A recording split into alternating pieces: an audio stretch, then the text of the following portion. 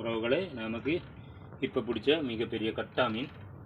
நாம் கட்டா மீனை காணொளி பிடிக்கும்போது காணொளி பதிவு பண்ண முடியலை, நான் மொபைல் எடுத்துகிட்டு போகலை. அது மட்டும் இல்லை, தனியாக இந்த இவ்வளோ பெரிய மீனை காணொளி பதிவு பண்ணி தனியாக பிடிக்கிறதும் இயலாத காரியம் உறவுகளை. அதுக்காக தான் நான் இப்போ போட்டு பக்கத்தில் கொண்டு வந்து காணொளி பதிவு எடுக்கிறேன் உறவுகளை. பாருங்கள், நாம் இப்போ பிடிச்ச மிகப்பெரிய கட்டா மீன் தான்.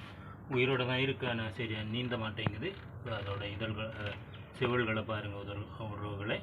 அதுவும் அசைச்சிட்டு தான் இருக்குது, உயிரோடு தான் இருக்குது. ஆனால் அதுக்கு நீந்த முடியலை, ரொம்ப ஓடி தளர்ந்துருச்சு. அதனால் அதால் நீந்த முடியலை.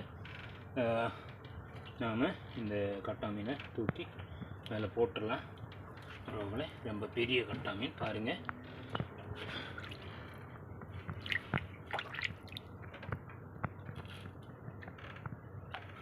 உறவுகளை செம ரொம்ப மிகப்பெரிய கட்டா மீன் பாருங்கள். நாம் தூக்கி மேலே போட்டுடலாம். அருமையான பெரிய கட்டா மீன் பாருங்கள் உறவுகளை. இப்போ தான் பிடிச்சோம், ஃப்ரெஷ்ஷாக இருக்குது.